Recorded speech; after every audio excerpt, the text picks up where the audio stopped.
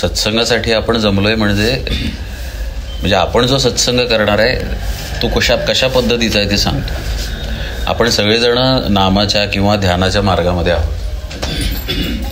तर आपल्याला काही प्रश्न असतील साधनेविषयीचे, बरं का.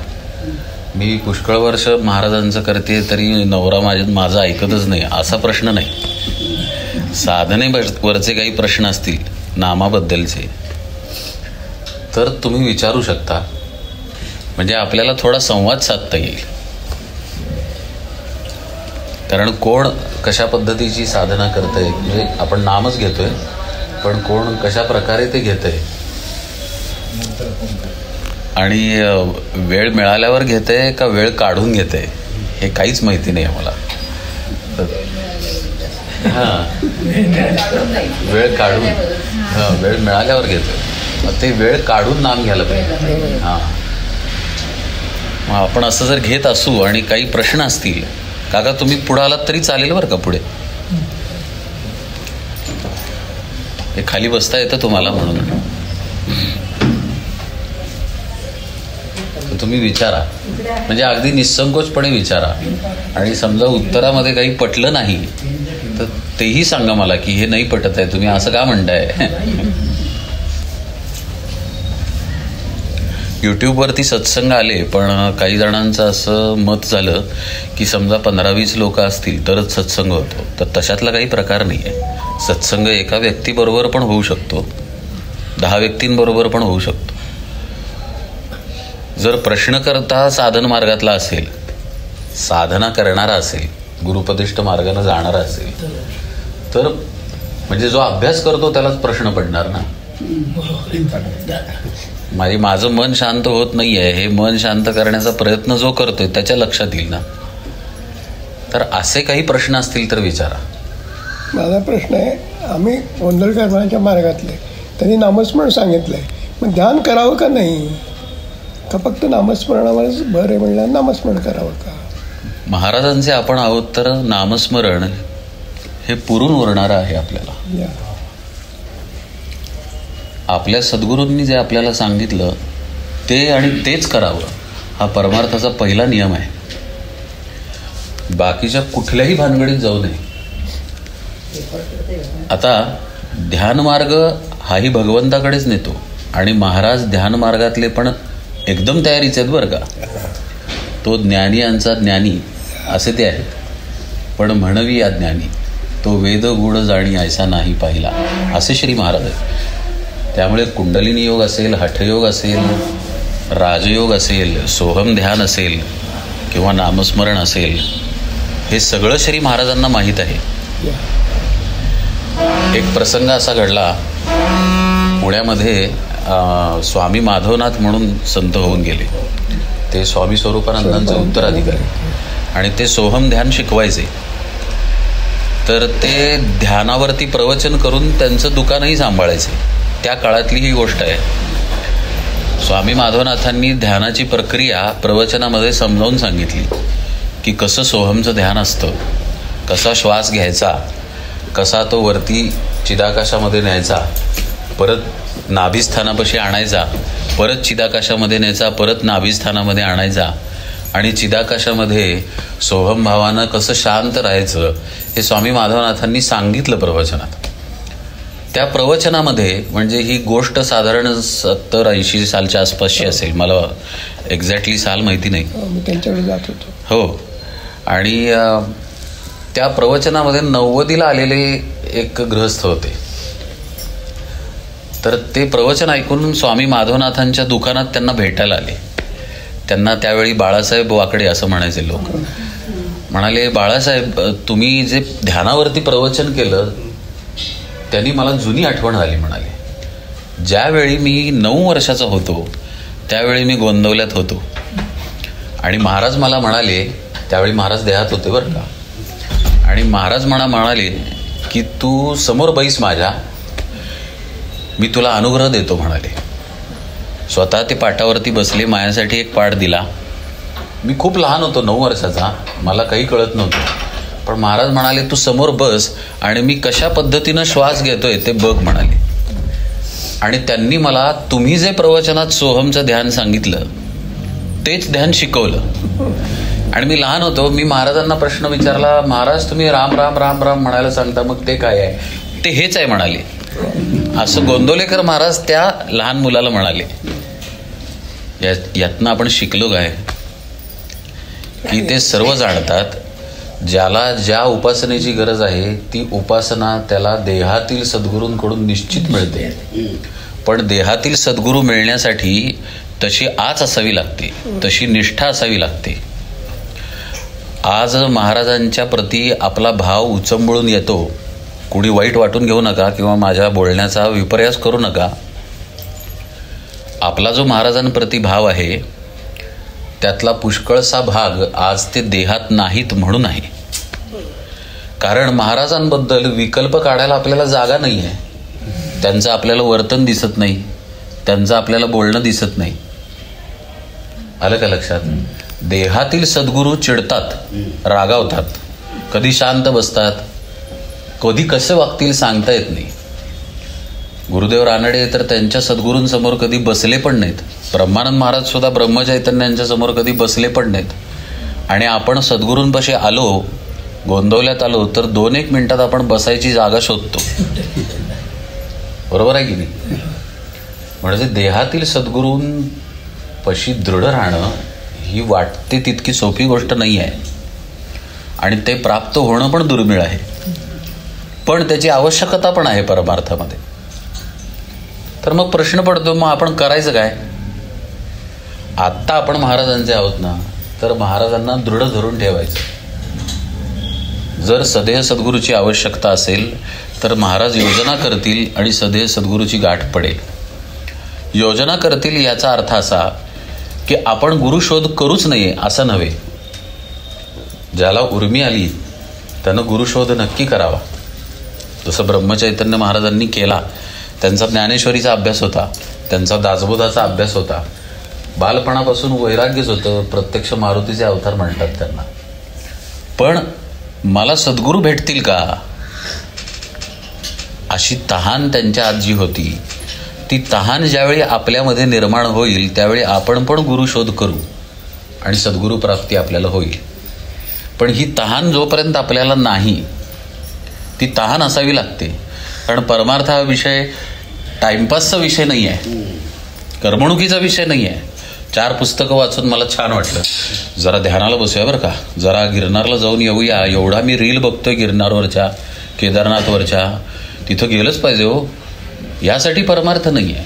परमार्थ आत्मशांतीसाठी आहे, आत्मसमाधानासाठी आहे, आत्मज्ञान प्राप्त करून घेण्यासाठी आहे. मी कोण हे आपल्याला माहीत नाही, ते माहीत करून घेण्यासाठी परमार्थ आहे. त्यासाठी शिष्यत्व स्वीकारायचं आहे. तर त्याची तहान नसते आपल्यामध्ये. 4 गोष्टी सोयीच्या चाललेल्या आहेत प्रपंचामध्ये, त्याबरोबर परमार्थ पण चालू आहे असा आपला सर्वसाधारण दृष्टिकोन असतो. ह्या सगळ्यातून बाहेर येऊन ज्यावेळी आपल्याला खरी तहान लागेल परमार्थाची, त्यावेळी आपण तो शोध सुरू करू आणि महाराजांच्या कृपेनं आपल्याला सद्गुरूंची प्राप्ती होईल. त्यावेळी जे सद्गुरू आपल्याला मिळतील देहातील, त्यांच्या मार्फत श्री महाराजच अनुग्रह करतील. इतकी महाराजांची सत्ता आहे. जसं महाराज देहात असताना एक घटना घडली की एक मनुष्य दत्तभक्त होता आणि तो म्हणाला दत्त महाराजांना की मला सद्गुरूंची भेट होऊ दे, म्हणजे प्रार्थना करायचा. दत्त महाराज स्वप्नात आले आणि म्हणाले तू गोंदवल्याला जा, तिथे ब्रह्मचैतन्य बुवा आहेत, ते तुझे सद्गुरू. हा गोंदवल्यात आला. श्री महाराज प्रवचन करायला बसलेले. तो आलेला पाहून श्री महाराज बघून हसले त्याच्याकडे आणि नंतर त्याला हळूच जाऊन म्हणाले की दत्तात्रयांनी मला निरोप सांगितला बरं का, तुम्ही येणार आहे म्हणून. याचा अर्थ असा की ते फक्त वेगळे जरी दिसत असले, जसं समर्थ दासबोधात म्हणतात साधू दिसती वेगळ आले परी ते स्वरूपे मिळाले, अवघे मिळून एकची झाले देहातीत वस्तू, तसे ते असतात. पण आपण देहामध्ये असल्यामुळं प्रसंगी आपल्याला देहातील सद्गुरू लागतो, देहातील मार्गदर्शन लागतं. जसं आत्ता इथे कुठलं तरी बुजगावणं ठेवलेलं आहे आणि जे बोलतंय यासाठी देहाचं माध्यम केलं जातं. देहाच्या आत जो भगवंत आहे तोच महत्त्वाचा असतो. पण त्याला ओळखण्यासाठी आपल्या देहबुद्धीची लक्तरं टाकावी लागतात ना. आपली आवरणं गेल्याशिवाय त्या परमात्म्याला कसं ओळखणार आपण? म्हणून जोपर्यंत आपण आपल्या देहभावावरती आहोत तोपर्यंत आपण महाराजांची पूजा करावी, रामाची पूजा करावी, महाराजांना नैवेद्य दाखवावा, रामाला नैवेद्य दाखवावा. ज्यावेळी देहबुद्धीच जाईल, ज्यावेळी मी कोण आणि देव कोण हा भेदच राहणार नाही, त्यावेळी पूजेचं प्रयोजनही राहत नाही. तरीसुद्धा ज्ञानी पुरुष, ज्ञानी भक्त त्या अवस्थेला जाऊनही पुन्हा पूजन करतो, ज्याला माऊली ज्ञानेश्वरीमध्ये ज्ञानोत्तर भक्ती म्हणतात. जशी तुकाराम महाराजांनी केली किंवा जशी महाराजांनी केली. आपल्या ज्ञानी आहेत पण रामाची पूजा करतात. पण त्या अवस्थेपर्यंत जाण्यासाठी सद्गुरूंची नितांत आवश्यकता आहे.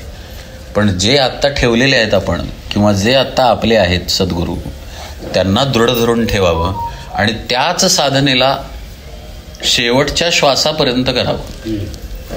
निष्ठेनं, प्रेमानं, भक्तीनं. एवढं जरी आपण सांभाळलं तरी आपण पुष्कळ साध्य केलं या जन्मामध्ये. अध्यात्माच्या विचारांच्या भरामध्ये जाऊन गुरु करायला जाऊ नका, कुणालाही गुरु करायला जाऊ नका. त्या भरात जाऊन, तो केवळ भर असतो, उत्साह वाटतो आपल्याला की आपण साधना करू, पण आत तहान निर्माण न झाल्यामुळं ती साधना तशी सांभाळली जात नाही. सद्गुरूंकडून साधना घेऊन साधना न करणारे पुष्कळ लोक आहेत. त्यापैकी आपण होऊ नये. बरोबर. साधना जर घेतोय तर ती निष्ठेनं केली पाहिजे आणि तशी तयारी असेल तर एखाद्या संताचा अनुग्रह घ्यावा, ज्यांच्याकडे सद्गुरू परंपरागत ज्ञान आलेलं आहे. अशांकडून अनुग्रह घ्यावा. ज्याला इंग्लिशमध्ये म्हणतात ना सेल्फ प्रोक्लेम्ड गुरु, अशा गुरूंचा परमार्थात काहीही उपयोग नाही. गुरु हा परंपरागतच असतो, कोणाचा तरी शिष्य असतो आणि त्या सद्गुरूंनी त्याला सद्गुरूपदी बसवलेलं असतं, त्याला सद्गुरू म्हणतात. अचानक झोपेतून उठला आणि वेदांत कळायला लागला म्हणून तो अनुग्रह देऊ शकत नाही. बडबड उत्तम करेल पण तो सद्गुरू नव्हे. जो मोक्षाप्रती नेतो तो स्वतः मोक्षाला प्राप्त झालेला असतो. इतकंच नव्हे, दुसऱ्याला मोक्षापर्यंत नेण्याचं सामर्थ्य बाळगून असतो, तो सद्गुरू असतो. पण सद्गुरूंची नितांत आवश्यकता आहे. जसं मगाशी म्हटलं की देहातील सद्गुरूंची गरज असेल, खरं म्हणजे ती असतेच असते. नाहीतर श्री महाराज कुठल्या तरी स्थानी जाऊन अनुग्रह घेतला असता श्री महाराजांनी. पण देहातील सद्गुरूंची आज ना उद्या साधकाला गरज लागतेच लागते. पण ती गरज जोपर्यंत नाही तोपर्यंत महाराज सांभाळतात, असाही भाग आहे. अनुग्रह मिळणं हे महत्त्वाचं आहे, पण त्याहीपेक्षा महत्त्वाचं साधना करणं आहे. मग अनुग्रह असो अथवा नसो, आपण नाम घेणं, सद्ग्रंथांचं वाचन, चिंतन, मनन करणं हा एक महत्त्वाचा भाग आहे जीवनातला. कारण कधी कधी अनुग्रही प्रक्रिया एका क्षणात होते आणि साधकाचं किंवा शिष्याचं काम होऊन जातं. असं पण होतं, त्यानं तयारीच केली नसती तर त्याचं काम झालं नसतं. त्यामुळं आपण तयारीत राहणं महत्त्वाचं आहे. म्हणजे काय तर आपण कायम नामामध्ये राहावं किंवा कायम आत्मानुसंधानामध्ये राहावं की आपण हा देह नाही, आपण आत्मस्वरूप आहोत, सच्चिदानंद रूप आहोत. या अनुसंधानामध्ये राहावं कायम. आणि त्या अनुसंधानामध्ये निशब्द राहता येत नसेल तर भगवंताच्या नामाचा आधार घ्यावा. श्रीराम. श्रीराम हे नाम सोहमच दाखवतं. श्रीराम हे नाम हेच दर्शवतं की तू राम आहेस. हाच नामाचा अर्थ आहे जो श्री महाराजांनी सांगितला आहे, जो समर्थांनी सांगितला आहे, जो ज्ञानेश्वर महाराजांनी सांगितला आहे, जो आदिनाथांनी सांगितला आहे, जे स्वतः रामनाम घेत आहेत. म्हणजे ते काय करतायत तर तो आत्मस्वरूप परमात्मा जो आहे तोच मी आहे, याच्यातच भगवान शंकर स्थिर आहेत. आलं का लक्षात? हेच त्यांचं नाम आहे. आणि त्या नामाची सावली म्हणजे आपल्याला दिसणारी अक्षर आहेत. श्रीराम, जय राम, जय जय राम, श्री गुरुदेव दत्त, ओम गंग गणपतये नमः, ओम नमो भगवते वासुदेवाय. आलं लक्षात? बेलसरी सुद्धा म्हणतात की अक्षरी जे नाम आहे ते भगवंताच्या नामाची सावली आहे. हा त्याचा अर्थ आहे. प्रत्यक्षात आत्मस्वरूपाचा बोध निशब्दच आहे. तिथे शब्द नाही, ती निशब्द स्थिती आहे. समर्थ दासबोधामध्ये अगदी स्पष्ट आणि परखडपणे सांगतात. तिथे जर अनुभवणारा कुणी नाही तर अनुभव कसा असेल, पाहणारा कुणी नाही तर पाहणं कसं असेल, बोलणारा कुणी नाही तर बोलणं कसं असेल. बोलणं संभवत नाही म्हणून त्याला अबोलण्याचं बोलणं म्हणतात ज्ञानेश्वर महाराज. किंवा असूनही नसणं असं समर्थ दासबोधामध्ये म्हणतात. पण या स्थितीमध्ये आपल्यासारख्या सर्वसामान्य साधकांना एकदम पोचता येत नाही. कारण आपल्याला अनुभव घेण्याची सवय आपल्या इंद्रियांमधून आहे. जसं तुम्ही माझ्याकडे बघताय, पण माझा देह तुम्हाला दिसतोय, एका दिशेमध्ये दिसतोय म्हणून तुम्ही माझ्याकडे बघताय. तिकडे बघत नाहीये तुम्ही. का बरं बघत नाही? कारण तिकडे मी नाही आहे असं तुम्हाला वाटतं म्हणून तुम्ही तिकडे बघत नाही. तुम्हाला मी इथे आहे असं तुम्हाला वाटतं म्हणून तुम्ही इथे बघता. प्रत्यक्षात जो मी आहे तो सर्वत्रच आहे, पण आपण एके ठिकाणी नेम धरून मीला पाहतो. हे आपलं इंद्रियातलं लटकं ज्ञान आहे, अज्ञानात्मक ज्ञान आहे. खरं ज्ञान नव्हे, भासात्मक ज्ञान आहे. अशा पद्धतीनं आपण ज्ञान घेत असल्यामुळं प्रत्येक गोष्टीला आपण नाव देतो. हा पेला आहे, मग त्याच्यात पाणी आहे. तो पेला ट्रेमध्ये ठेवलेला आहे, तो ट्रे टेबलवरती ठेवलेला आहे. टेबल नाम झालं, ट्रे नाम झाला, पेला नाम झालं, पाणी नाम झालं. म्हणजे नामानं वस्तू ओळखण्यासाठी मला त्या वस्तूमध्ये आणि माझ्यामध्ये द्वैत असावं लागतं, तर मला ती नामानं ओळखता येते. की हे भाऊ आले बरं का, अगदी रावेतवरून आले, म्हणजे त्यांना मी वेगळं पाहतो म्हणून मी त्यांना नामानं ओळखतो. परमार्थातील नाम हे एकत्व दर्शवणारं नाम आहे. नाम हे भगवत स्वरूप आहे असं नाम परमार्थामध्ये आहे. बरोबर आहे. नाम हे ब्रह्म आहे असं ज्ञानेश्वरीमध्ये स्पष्ट ओवी आहे. नाम हे ब्रह्म आहे या अर्थाची ओवी आहे. मग म्हणजे काय, तर तो शुद्ध अस्तित्व भावच आहे. श्री महाराजांशी वाद घालायला एक जण आलेले, तो वाद पूर्ण चरित्रामध्ये दिलेला आहे की नाम अधिक रूप आधी. त्यावेळी श्री महाराजांनी उत्तर दिलं, झाड आहे, आंबा आहे, पण झाड जरी वेगळं असलं नामानं, आंबा जरी आंबा म्हणून नामानं वेगळा असला तरी असणेपणाचा गुण सगळीकडे सारखा आहे. माणसं वेगवेगळी असली तरी मनुष्य पण एक आहे. हे जे एक आहे याला नाम म्हणतात श्री महाराज. मग हे ब्रह्मरूप आहे. म्हणजे इथंपर्यंत पोहोचण्यासाठी मला मी देह नाही या जाणीवेमध्ये शिरावं लागेल. माझी देह असल्याची जाणीव टाकावी लागेल आणि मी आत्मा असल्याच्या जाणीवेमध्ये शिरून तिथं स्थिर राहावं लागेल. आणि हे एकदम होत नाही, म्हणून भगवंताच्या नामाला धरलं की त्याचा बोध ठेवता येतो. म्हणून रामनाम घेताना किंवा कोणतंही नाम घेताना जेव्हा आपण नाम घेतोय त्यावेळी तोच मी आहे या भावामध्ये जाणं आवश्यक आहे.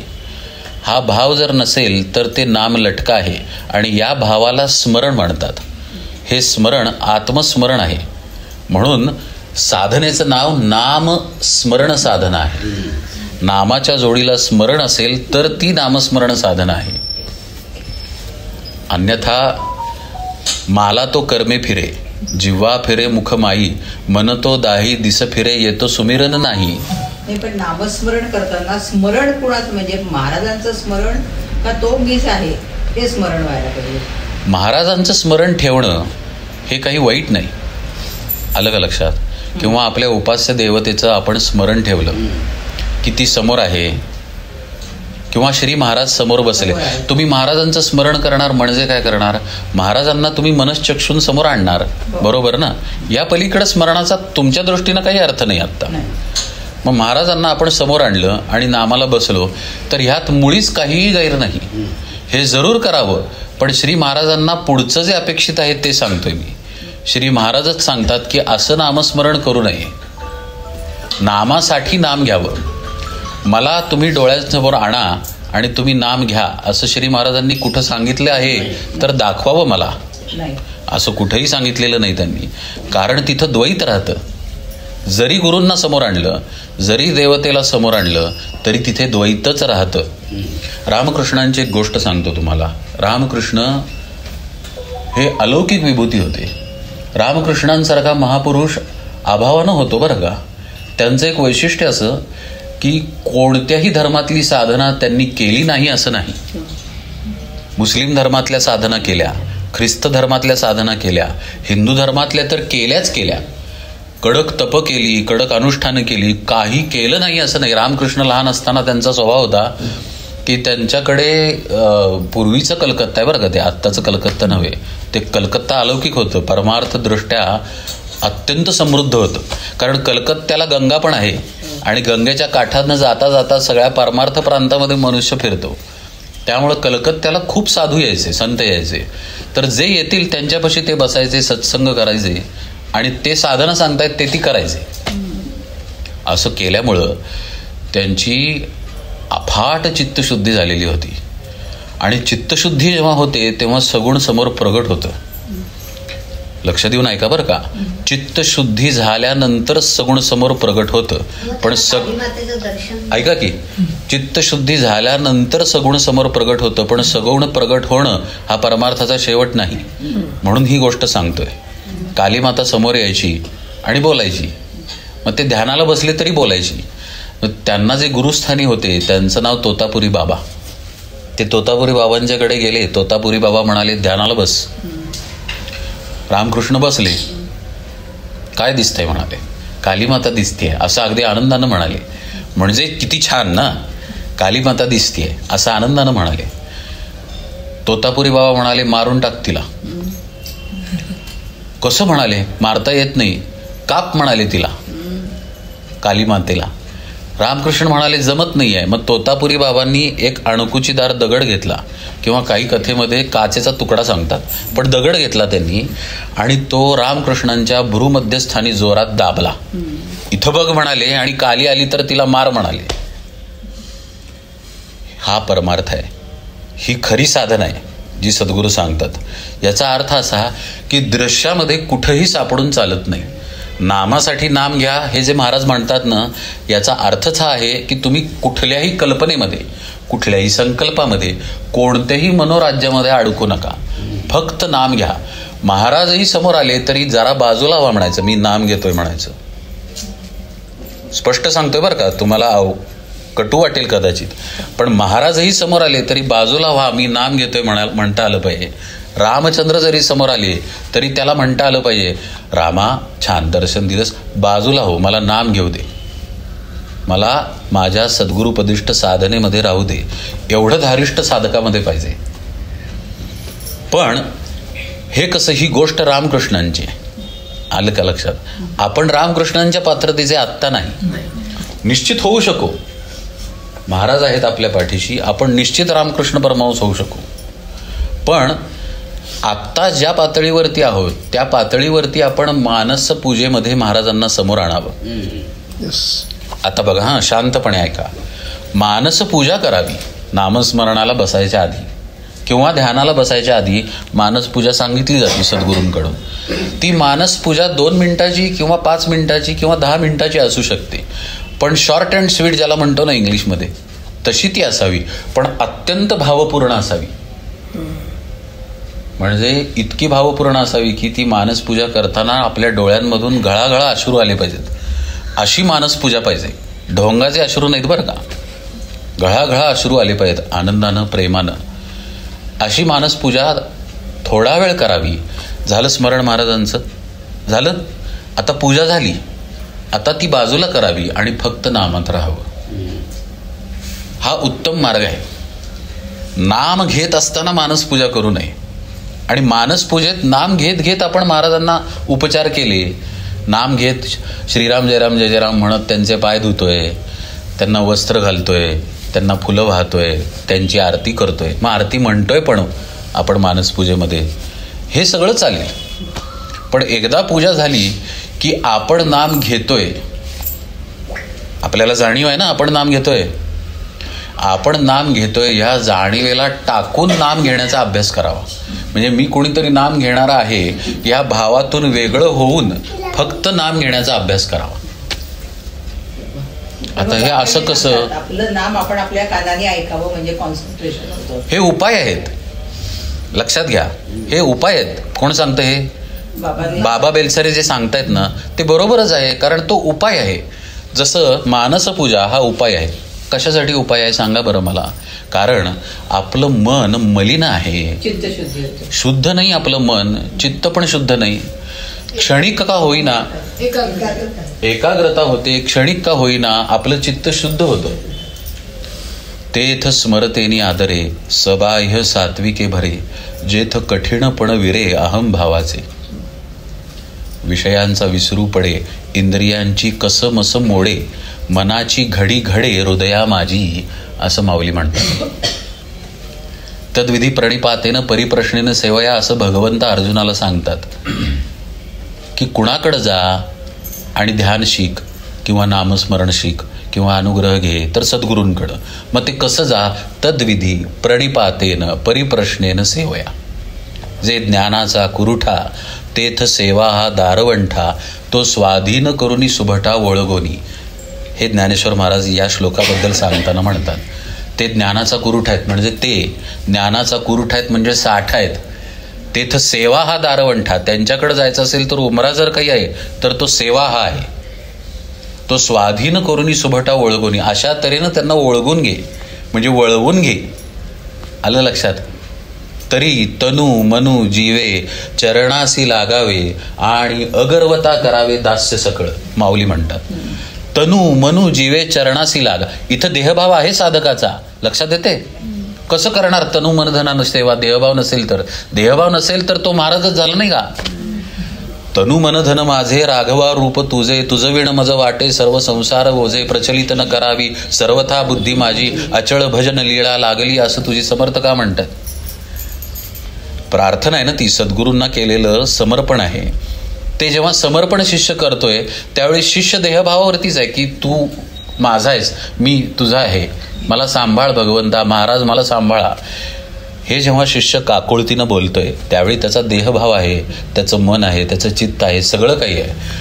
पण असं तनुमनु जीवे जर आपण सेवेमध्ये लागलो तर तेच तन तेच मन तोच जीवभाव पवित्र होतो, शुद्ध होतो. म्हणजे काय?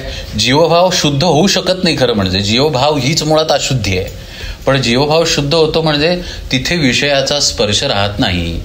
आठवून बघा तुम्ही, जेव्हा आपण अंतःकरणानं श्री महाराजांचं स्मरण करतोय, अंतःकरणपूर्वक बरं का, उडत उडत नव्हे, ते नुसतं नाकाला आणि कपाळाला हात लावतात बघा रस्त्यावरनं जाता जाता मंदिर बघून, तसा नमस्कार नाही. आपण डोळे मिटून सर्वस्व महाराजांच्या चरणी अर्पण करतोय. कल्पना करा, महाराजांच्या पायावरती आपण डोकं ठेवतोय, ते त्यांचा वरदहस्त आपल्या डोक्यावर प्रेमानं ठेवतायत. अशा वेळी आपल्या मनात वैषयिक विषय नसतात का? असतात. त्यावेळी ते ढिले पडतात. हे माऊली पुढे सांगतात. आलं लक्षात? तरी स्मरतेनी आदरे सबाह्य सात्विके भरे जव कठीणपण विरे अहम भावाचे. कठीणपण विरतं म्हणतात, ते नष्ट होत नाही म्हणतात. काय होतं तर अहमभाव मऊ होतो, शिथिल होतो. आपला अहंकार जात नाही मानसपूजा एकदा केल्यानंतर. एकदा मानसपूजा करून अहंकार जात असता तर काय. पण सद्गुरू स्मरण करण्यामुळं आपला अहंकार मऊ पडतो आणि असा मऊ झालेला अहंकार साधनेला उपकारक ठरतो. म्हणून बेलसरे जे म्हणतात ना की नाम कानांनी ऐकावं, तेव्हा काय घडतं? मनाची धाव थांबवण्याचा हा उपाय आहे. कारण मन लागत नाहीये नामस्मरणामध्ये. मन काय करते? मोबाईल वाजला तिकडं मन गेलं पहा आता आवाज आल्यानंतर, कारण माझ्या कानात मोबाईलचा आवाज आला. बरोबर, वाजू दे त्यांचा महत्वाचा फोन असेल, पण जिथे जो आवाज आहे किंवा जिथे माझं चित्त फिरतंय तिकडं मी फिरत राहतो. मग ही वृत्ती आवरण्यासाठी नाम कानानं ऐकावं असं बेलसरे उपाय सांगतात. पण ही पुढची इयत्ता नव्हे, कानाने ऐकतच कायम बसायचं आहे असं मुळीच नाही आहे. साधनेमध्ये त्याच्या पुढे जातो साधक, त्या जाणीवांच्या पलीकडे जातो. मला काय विचारायचं आहे? एकच मिनिट तुमचा प्रश्न राखून ठेवा, ह्याचं उत्तर पूर्ण होते. तर जेव्हा आपण कानांनी नाम ऐकतोय तेव्हा हा मनाचा अभ्यास होतो की मला इथे थांबायचं आहे. हे सुद्धा गीतेमध्ये सांगितलंय बरं का भगवंतांनी, की जिथं जिथं मन जाईल तिथून त्याला खेचून तू आत्मस्वरूपाकडे आण, असं भगवंत सांगतात गीतेत. आता मन काय कुत्रा आहे का साखळीला लावलेलं? का बायकोच्या पदराला बांधलेला नवरा आहे? का नवऱ्याच्या शर्टला बांधलेली बायको आहे की जिला मनात आणलं आणि खेचून आणलं? मी मनाला खेचून कसं आणणार? तर मनाला मनाचाच विषय द्यायला पाहिजे, तर मनाला खेच बसेल. तो उपाय आहे. तुला ऐकायचं आहे ना तर नाम ऐक, डोळा तुम्ही घ्या रे सुख, पहा माझ्या विठोबाचे मुख. हे जे तुकाराम महाराज म्हणतात ते हेच आहे. डोळ्यांना बघायचं आहे ना, महाराजांना बघा. बाईला बघू नका, महाराजांना बघा. आलं लक्षात? खाण्याचा पदार्थ चिंतू नका. ते काय सांगतायत अन्नसेवनाबद्दल त्याचं चिंतन करा. तुला आवाज ऐकायचा आहे ना, तर मी जे नाम घेतोय त्याचा आवाज ऐक, नाही ते आवाज ऐकू नको. हा तो उपाय आहे. हा उपाय सर्व संतांनी सांगितलाय. पण कशा परमार्थामध्ये येत असतात. कधीतरी मनुष्य अक्षर गिरवतो, मग गिरवत गिरवत सुवाच्य काढतो, ग म भ न अ आ इ ई. पण म्हणतो अ आ इ ई कायम लिहित बसत नाही. पुढे जाऊन तो छोटे निबंध लिहितो. माझी आई, गाय एक पशु, माझी शाळा. सुरुवातीला तद्विधी प्रणिपातेनं वरती ज्ञानेश्वर माऊली काय म्हणतात, असं कसं लिहिल, ह्याच्यावरती निबंध कसा लिहिल छोटा मुलगा. तो माझी आई माझी शाळावरती लिहितो. बेलसरेंसारखा नंतर झाला की मग तो ज्ञानेश्वरीवर पुस्तक लिहितो. आलं लक्षात? पण सुरुवात गमभनपासून झाली आहे. तसं शांत बसणं, मानसपूजेमध्ये थोडं आपल्याला विसरून श्री महाराजांच्या चरणी विलीन होणं, मग नामाचा अभ्यास करणं, हे सगळे उपाय आहेत नामाला मुरवण्यासाठी. ज्याचं मन मुरलं त्याला मानसपूजेचं प्रयोजन राहत नाही. तो अखंड मानसपूजेमध्येच आहे, महाराजांच्या पशीच आहे. कारण मन मरून महाराजांचंच झालेलं आहे. मन हे राम झाले आता, मन हे राम झाले, अशी त्याची अवस्था होते. त्याची अशी जेव्हा अवस्था होते तेव्हा त्याला वेगळी पूजा गरजेची नाही ना, वेगळं साधन गरजेचं. मग ती पुढची इयत्ता झाली. पण आपण ज्या इयत्तेमध्ये आहोत त्यामध्ये आपल्याला आपलं नाम कानांनी ऐकायला पाहिजे, किंवा थोडा वेळ महाराजांना समोर आणायला पाहिजे. मग आता महाराजांना समोर आणायचं नाही आहे, फक्त नाम घ्यायचं आहे. मग ते जमत नसेल, विषय समोर येत असतील तर मग महाराजांना आणावं समोर. किंवा चित्तामध्ये सामर्थ्य पाहिजे, मनामध्ये शक्ती पाहिजे बजावायची स्वतःच्या मनाला, की विषयांना तुम्ही यायचं नाही, हाकलून दिलं विषयांना नजरेसमोरनं, एवढं तरी सामर्थ्य पाहिजे. पण ते जात नसतील तर मग महाराजांचं चिंतन करावं. असे हे उपाय करत करत येन केन प्रकारेण ही वाट चालणं आहे. हे जमत नाही तर ते जमत नाही तर ते, पण मी माझ्या अनुसंधानाच्या रस्त्यावरती राहतो, असा हा अभ्यास आहे. आलं का लक्षात तुमच्या? येते का लक्षात मी काय म्हणतो ते? हां. तर कुठलाही अभ्यासाचा ते अनुसंधान जे म्हणतात, म्हणजे बाहेर जरी आपण समाजात वावरत असलो प्रपंचात, तरी आतून नाम तुमचं चालू राहिलं पाहिजे. बरोबर आहे, बरोबर आहे, बरोबर ना? बरोबर आहे. म्हणजे हेच ते अनुसंधान ना, हे अनुसंधानाचा एक भागच आहे. हेच ते म्हणजे कुठलं? हेच आत्मानुसंधान. नाही, आतमध्ये तुमच्या सतत नाम चालू आहे. आतमध्ये सतत तुमच्या नाम चालू आहे ही गोष्ट उत्तम आहे. पण त्या अवस्थेमध्ये साधक बऱ्याच वर्षांनी जातो. जात नाही असं नाही आहे, पण खूप वर्षांच्या अभ्यासानं जातो. आणि मुख्यतः गुरुकृपेनं जातो. गुरुकृपा महत्वाची. गुरुकृपा महत्वाची नाही, गुरुकृपाच महत्वाची. त्याशिवाय काहीच होत नाही परमार्थामध्ये. हा सत्संगही गुरुकृपेनंच होतोय. जर कोणाला भ्रम असेल असा की आपण ठरवलंय म्हणून इथं आलोय, तर तो त्यांना आत्ताच काढून टाकावा. काही घडत नाही महाराजांशिवाय. आता समजा तुम्ही बेकरीमध्ये गेला केक घ्यायला, केक तुम्हाला खूप आवडतो, म्हणून आज विचार आला केक खावा, म्हणून तुम्ही बेकरीत गेला आणि केक घेताय, बरोबर? मला सांगा, तुमचं अनुसंधान आत नामात चालू आहे का? नामापाशी तुम्ही आहात का? कारण नामापाशी असेल तर मोह होणार नाही विषयाचा, गरजेपुरता विषय भोगला जाईल. म्हणून आपण व्यवहार करताना नाम आत चालू आहे हे वाक्य खूप जनरलाइज करतो. इतकी जनरल ही अवस्था नाही. ही अत्यंत खोल अवस्था आहे की माझं आत नाम सुरू आहे. अत्यंत खोल अवस्था आहे ही. म्हणजे काय आपलं शरीर आहे, त्या शरीर धारणेपुरत्या वासना असतात फक्त. भूक तहान असणार, शी शू असणार, अंगाला घाम येणार, दाताला घाण येणार, ती आपण धुणार, आंघोळ करणार, हे सगळं काही होणार आपल्या आयुष्यामध्ये, पण गरजेपुरतं होणार. अडकून पडणार तर नाहीच. आणि गरजेपुरतंच करणं आणि जास्त त्याच्यामध्ये न पडणं हेच वैराग्य सांगितलेलं आहे महाराजांनी. आलं का लक्षात? मागच्याच सत्संगात विषय आलेला की बायकोला टाकणं म्हणजे वैराग्य नाही, पण रामचंद्रांसारखे तुम्ही एकनिष्ठा जर असाल बायकोशी तर तुम्ही वैराग्यच आहात, महाराज म्हणतात असं. म्हणजे हे वैराग्य कशाचं आहे? हे मनाचं वैराग्य आहे, हे चित्ताचं वैराग्य आहे. देहाला कर्म चिकटल्यामुळं देह त्या त्या कर्मांमध्ये राहणारच आहे. आजींचं वय झाले तर आजींचं अर्ध्या एक चपातीत किंवा पाऊण चपातीतही भागेल, थोडीशी भाजी अर्धी चपाती. आमचं कसं भागायचं?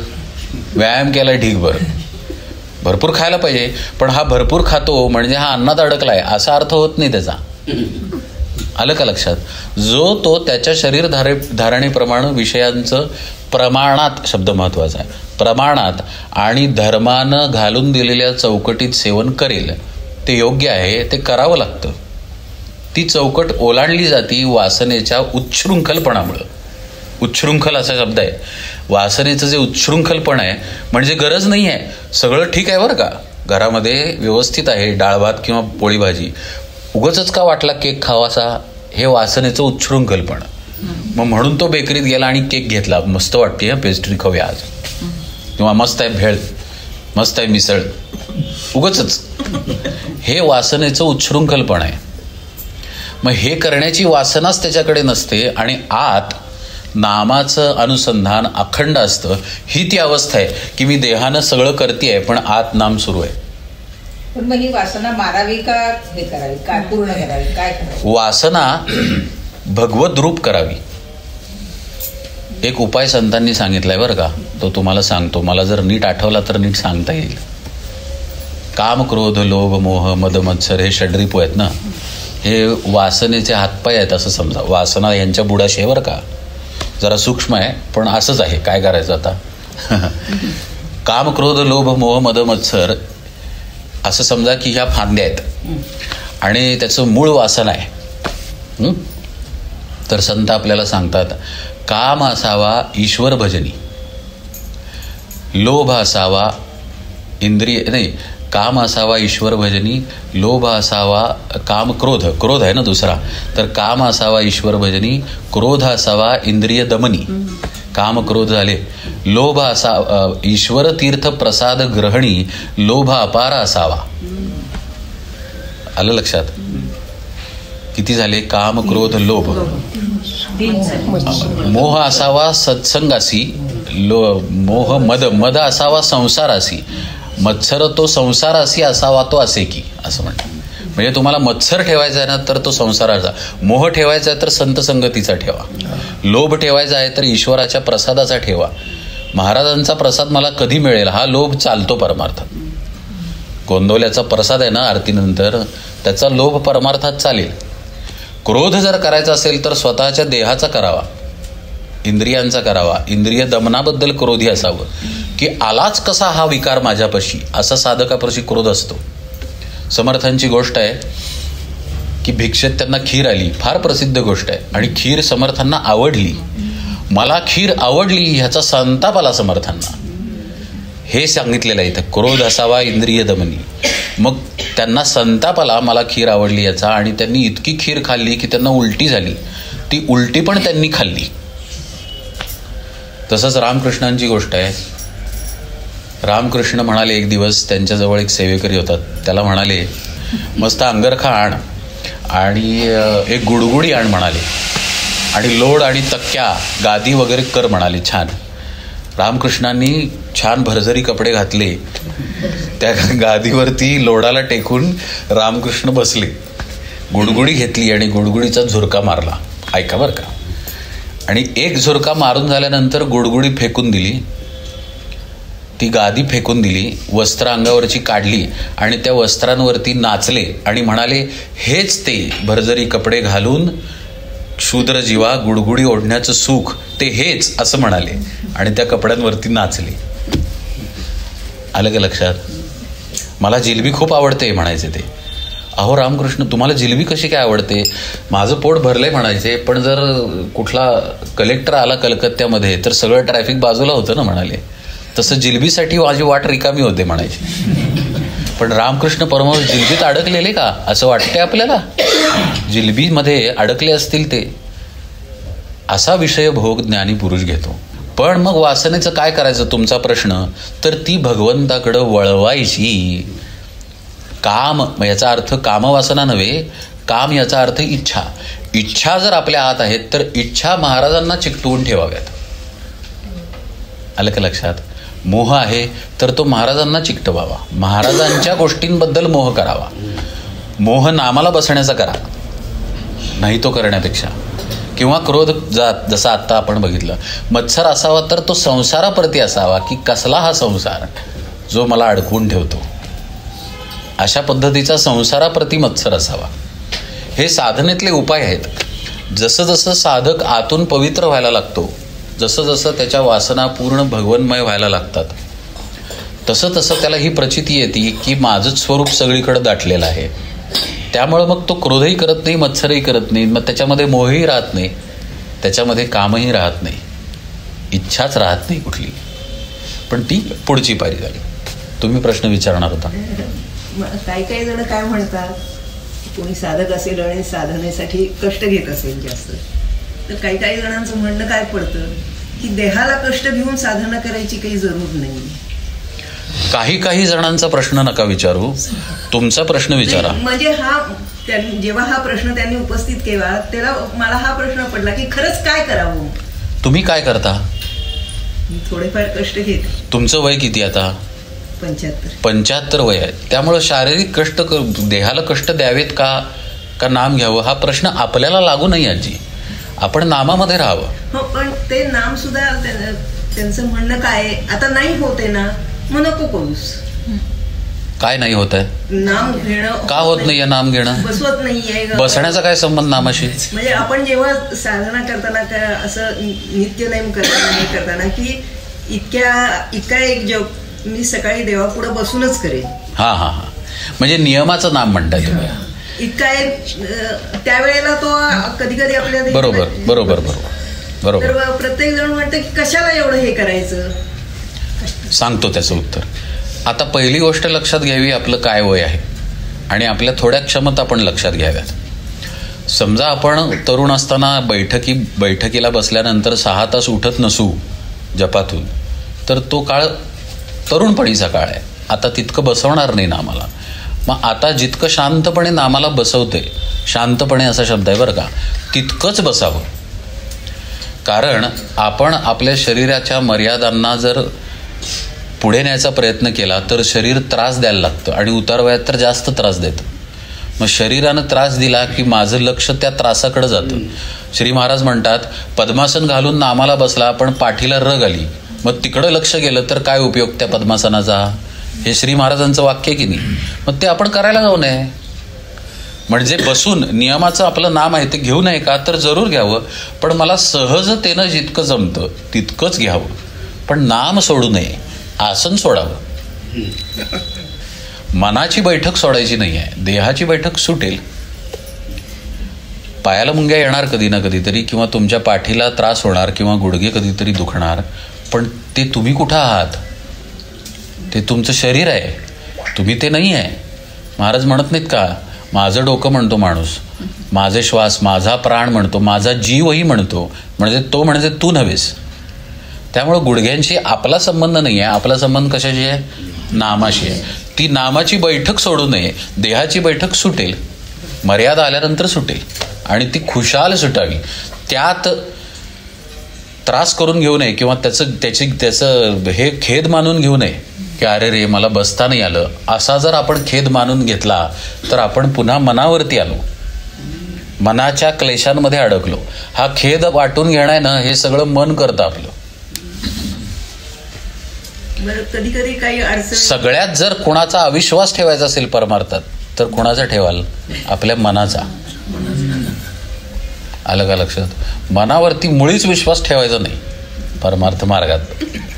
ते मन आपल्याला अशी भावना देतो, अयो बसत होते हो, आता आज बसलेच नाही, आता होतच नाही आहे बसणं, आता काय करू. हे सगळे मनाचे डाव आहेत, ह्याच्या नादी लागायचं नाही. मनाला म्हणायचं गप, माझा संबंध नामाशी आहे, तू कोण असं मनाला सांगता आलं पाहिजे. मी नाम घेते. काही कारणाने झालं नाही, बसून एका जागेवर बसून नाही, पण त्या वेळेच घ्यायचं जे आहे. का नाही जाणार? का नाही होणार? काही कुठेतरी कोणतरी 4 जण आले, काहीतरी झालं, काहीतरी आता 10 माणसं जमले, असे गोंधळ घरात चाललेला आहे असं आहे. आणि ते म्हणजे तुमची वेळ कितीची आहे नामाची? नाही एकंदरीत आता ही सकाळी एकच मिनिट समजा तुम्ही पहाटे 5:30 किंवा 5ला नामाला बसत असणार तर त्यावेळी तुमच्या घरी येऊन कोणी गोंधळ घालणार नाही. पण नंतरही एक संध्याकाळी आपण बसलो तर त्यावेळेला काही झाले, कोणाचे फोन आले नाही, हे झालं, कधी कधी आपण घेतही नाही पण काहीतरी अर्जंट आला कुठनं तरी आणि असं, तर त्यावेळेला आपल्याला रुखरुख लागते की मला आज डिस्टर्ब झालं, माझं ते हे झालं. बरोबर. मग ही कुणामुळे लागते रुखरुख? 2 मिनिटापूर्वीच सांगितलंय की तुम्हाला लागत नाही, ही तुम्हाला लागलेली रुखरुख नाही आहे, ही तुमच्या मनाला लागलेली रुखरुख आहे. मनानं ही रुखरुख जाणवून दिली आहे तुम्हाला. आलं का लक्षात? तुम्हाला मी दिसतोय? काय सांगताय, दिसतोय का? तसं तुम्हाला तुमचं मन दिसायला पाहिजे की हा भानगड करतोय बरं का, हा माणूस मला रुखरुखीत अडकवतो आहे. मी आनंद स्वरूप आहे. मी का आनंद स्वरूप आहे? कारण मी महाराजांची आहे. माझ्या इकडे ही भानगड नाही चालणार तुझी. आपण भिकाऱ्याला कसं करतो दारात आलेल्या, तसं मनाला करता आलं पाहिजे. का भिकाऱ्याला आत बोलवता, पूजा करता त्याची, मग मनाला कशाला बोलवताय? रुखरुख लावणाऱ्या. काय रुखरुख बिखरुख नाही आहे तुम्हाला. आता उदाहरण देऊन सांगतो तुमच्या जीवनातलं. संध्याकाळी 7 वाजता जपाला तुम्ही बसलाय. तुम्हाला सून आहे का नाही माहिती नाही, पण नेमकं सुनेनं मोठ्या आवाजात गाणं लावलं ते अनुभव आहे. तिनं मोठ्या आवाजात गाणं लावलं किंवा तुम्ही जप करताय ह्याची किंमतच नाही हो घरामध्ये, असं वागणं समजा घरातले लोक करायला लागले तर समजावं की ही महाराजांची योजना चालली आहे. मी नामात आहे का नाही बघायची. हा पहिला विचार आहे हवा. आलं लक्षात? दुसरा विचार सांगतो. दुसरा विचार असा असावा की हे जे ऐकू येतंय मला, कुठलं का गाणं असे ना, ते राम नाम आहे. तिसरा विचार असावा की ज्या बाईनं नाम लावलं, हे गाणं लावलं, ती बाई श्री महाराज आहेत. तिसरा विचार. आलं लक्षात?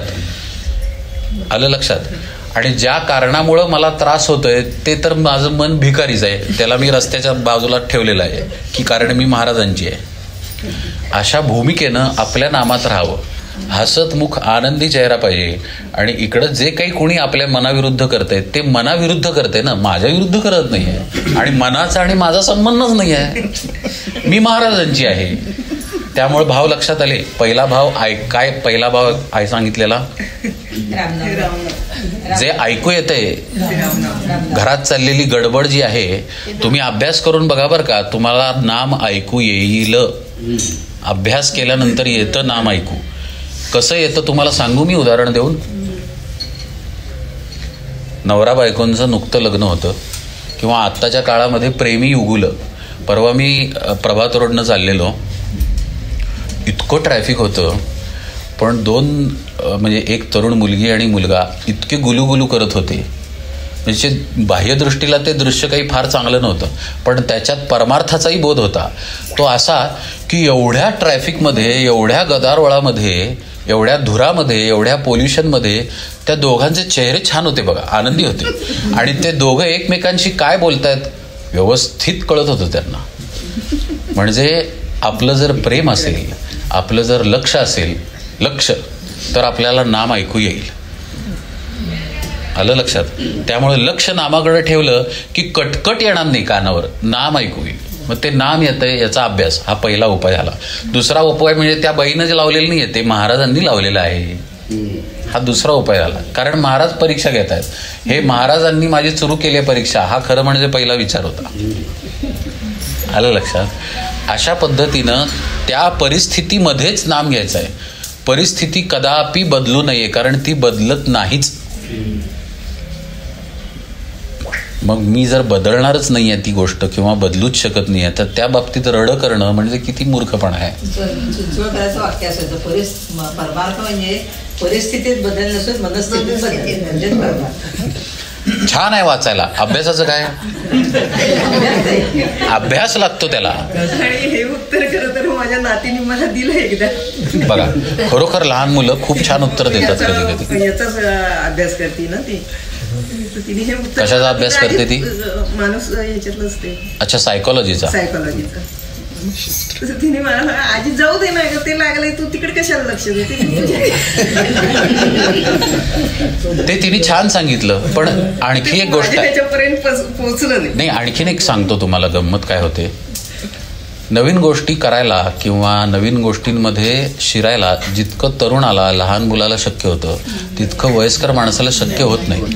आपण तरुण मुलगा एखादी गोष्ट मोबाईलमध्ये सहज करतो, ते अरे हे कसं केलंस तू, वडील म्हणतात, किंवा ते आजोबांना कळत नाही. याचा अर्थ असा असतो की आपल्यामध्ये असलेल्या ज्या शक्ती आहेत वेगवेगळ्या, त्या शक्ती शिथिल झालेल्या असतात. जसं आपलं वय वाढत जातं तसं तसं त्या शक्ती शिथिल होतात. शिथिल होत होत होत होत त्या देहाच्या बाहेर पडतात. आलं लक्षात. म्हणून हा उतार सांगितला जातो जीवनाचा, वृद्धापकाळ, की तो उतार आहे म्हणजे त्या शक्ती तिथून बाहेर पडणार आहे, देहातून. माझा देहाशी संबंध नाही आहे बरं का. परत लक्षात ठेवा हे ऐकताना. अरे बापरे, मायातनं शक्ती जात आहेत असं तुम्ही मनात आणू नका. तुमच्यातनं जात नाहीत, देहातून जातात. मग डोळ्याला नंबर लागतो, दात पडायला लागतात, किंवा आणि बरेच गोष्टी आहेत. वर्णन त्याची पुष्कळ आहेत ग्रंथांमध्ये. ती शक्ती हळूहळू जायला लागती. मग जे सहज घडतं एखाद्या तरुणाला, या गोष्टीकडे दुर्लक्ष करूया आपण, आपलं चाललंय ते चालू दे, असं दुर्लक्ष तुमच्या वयात करता येत नाही पटकन. मग आता काय करायचं. आता आपल्याला एकच उपाय आहे, महाराजांचे पाय.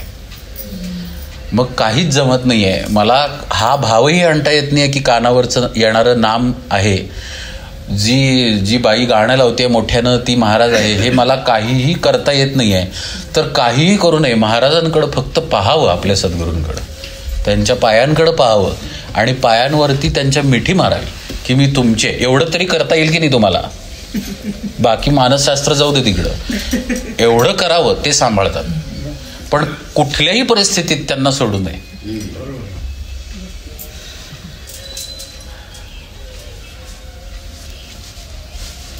विचारा की.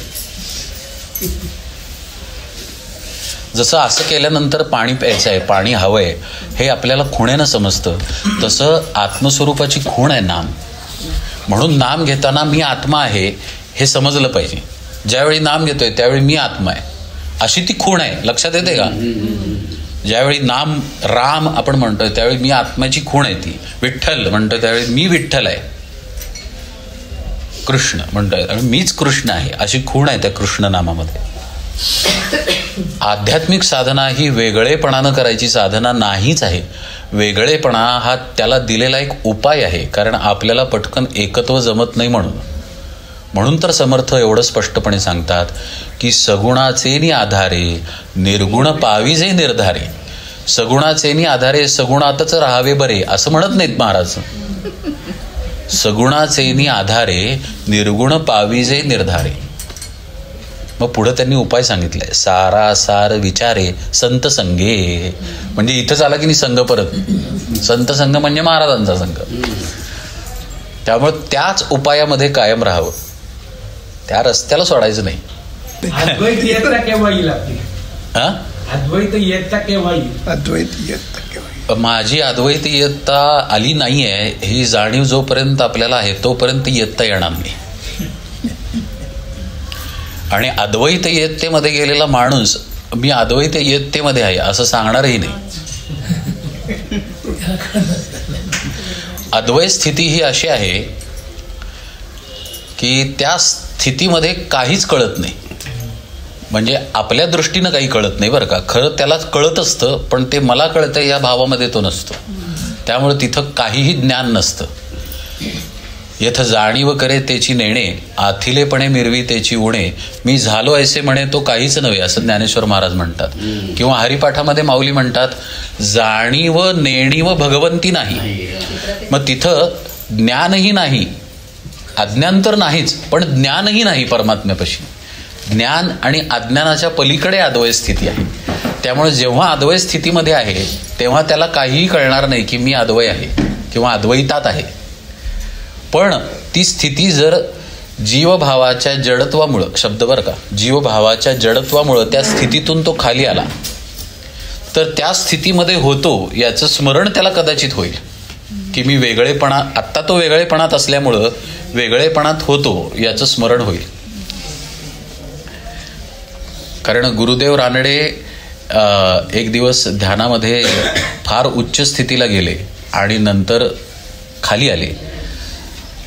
मग त्यांना एकांनी प्रश्न विचारला की गुरुदेव रानडे म्हणाले की मी का अशा आनंदाच्या स्थितीत होतो की खाली येऊ नये असं वाटत होतं. तर मग त्यांनी विचारलं की मग खाली का आला? तर व्यवहार आहे ना म्हणाले, म्हणून खाली यावं लागतं म्हणाले. मग मी खाली आलो हे त्यांना खाली आल्यानंतर कळलेलं आहे, तिथं त्यांना कळलेलं नाही आहे जेव्हा अद्वैतात ते आहेत तेव्हा. त्यामुळं अद्वैतीयता केव्हा येईल हा भगवंताच्या घराच्या बाहेरनं केलेला प्रश्न आहे. जो भगवंताला जाऊन मिळाला त्याच्यापाशी हा प्रश्न नाही, हा बाहेरचा प्रश्न आहे की ती अवस्था कधी येईल. पण त्या अवस्थेमध्ये गेल्यानंतर त्या अवस्थेचं भानच नाही आहे.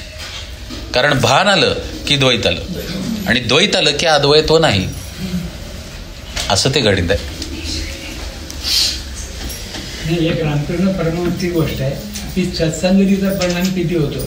त्यांची जी बायको होती ते एकदा समुद्रात चालले होते, तर त्यांना एक ते सोन्याचं नाणं दिसलं, तर त्यांनी त्याच्यावरती वाळू ढकलली म्हणतात. म्हणजे गोष्ट ऐकलेली आहे, त्यांनी वाळू ढकलली म्हणतात. तर त्या बायकोनी त्यांना म्हणले की तुम्हाला अजून वाळू आणि सोन्यातला फरक समजतोय. म्हणजे किती म्हणजे सत्संगतीचा परिणाम किती हे असतो. हो, ही गोष्ट खूप सुंदर आहे. कोण कुठल्या भूमिकेतनं कसा वरती जाईल संत संगतीमध्ये काही सांगता येत नाही. म्हणून संत संगतीचं महात्म्य सर्वच संतांनी गायलेलं आहे. पण ती संगत केवळ देहाची संगत नाही आहे हेही समजायला पाहिजे. कारण संत म्हणजे देह नाही आहे. म्हणून तर आपण नाम जे घेतो तीच महाराजांची संगत आहे, खरी संगत आहे. पण जेव्हा देहात श्री महाराज होते तेव्हा श्री महाराजांच्या बरोबर जर कोणी असेल तर त्या संगतीमध्ये अलौकिक लाभ आहे, हे पण तितकंच आहे खरं. पण ती संगत टिकत नाही ही पण गोष्ट खरी आहे. कारण देहाला अंत असतो. एकतर संताच्या देहाला अंत आहे किंवा ज्यानं संताची संगत देहानं केली आहे त्याच्या देहाला अंत आहे. दोन्हीपैकी एक देह जातो आणि मग ती संगत सुटते, पण त्या संगतीत प्रभाव होतो. पण देह एक संगत सुटल्यानंतर दुसरा देह राहत असल्यामुळे प्रश्न उद्भवतो की मी कशाची संगत करू बुवा. तर मग ती खरी नामाचीच करावी लागते किंवा सद्गुरुपदिष्ट साधनेचीच करावी लागते. ती खरी संगत झाली. आणखीन एक संगतीचा सुंदर अर्थ दुसरा असा आहे की संतांनी ज्याचा संग केलेला आहे त्याचा आपण संग करणं म्हणजे संत संगती करणं, म्हणजेच भगवंताच्या नामात राहणं, हाच त्याचा अर्थ होतो. काकूंना प्रश्न विचारायचा, हठयोग हो, याचा नक्की हे काय अर्थ, हठ काय परिणाम होतात? तुम्ही हठयोगी आहात? नाही. मुळीच नाही. खरं म्हणजे आपण नाही तर विचारू नये प्रश्न, पण तुम्ही विचारलाय म्हणून उत्तर देतो मी. पण मला उत्सुकता आहे म्हणून विचारलाय तर उत्तर देतो.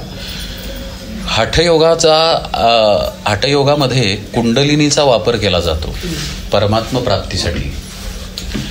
कुंडलिनी जी निद्रिस्त अवस्थेमध्ये आहे मूलाधार चक्रापाशी, तिथून ती उद्दीपित केली जाते आणि सहस्रदळ स्थानामध्ये नेली जाते आणि सहस्रदळ स्थानामध्ये ती परमात्म्याला भेटते.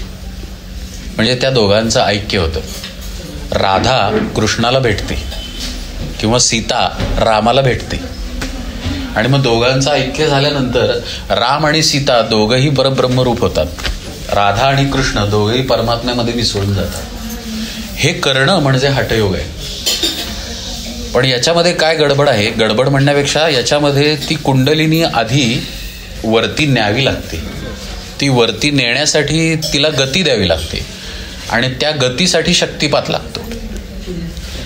कुंडलिनी तशी नामानं जागृत होते, भक्तीनंही जागृत होते.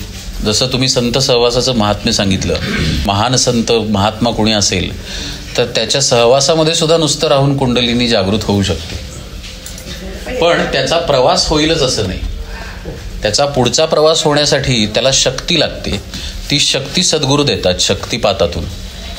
आणि जेव्हा शक्तिपात होतो तेव्हा ती कुंडलिनी वेगवेगळ्या चक्रांचा प्रवास करत करत करत वरती जाते.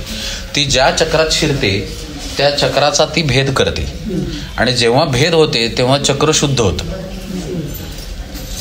पण ती वरती जाण्यासाठी मुळात नाडी शुद्धी लागते करायला. आपल्या शरीरामध्ये ज्या सर्व नाड्या आहेत त्या नाड्या शुद्ध असत नाहीत, मग त्या शुद्ध करायला पाहिजेत. मग त्या शुद्ध करण्याच्या काही प्रक्रिया आहेत आणि त्या सर्व प्रक्रिया आपल्या श्वासांचा वापर करून केल्या जातात. कुंभकाचे वेगवेगळ्या स्तरांवरती अभ्यास आहेत. कुंभकाचे जेवढे अभ्यास आहेत ते सगळे अभ्यास नाडी शुद्धतेसाठी आहेत. नाडी शुद्धी झाली की कुंडलिनी हळूहळू वर सरकायला लागते. ज्या चक्रामध्ये जाईल त्या चक्रामधून पुन्हा वरती सरकत जाते आणि प्रत्येक चक्र भेद करताना त्या साधकावरती परिणाम होतो. शरीरदृष्ट्या, मन, चित्तदृष्ट्या त्या साधकावरती परिणाम होतो. त्या परिणामाला कसं सांभाळायचं हे साधकाला कळत नसेल तर तिथे प्रत्यक्ष देहातील सद्गुरू लागतो, जो तो परिणाम सांभाळून घेईल आणि त्या शिष्याला वरती नेईल.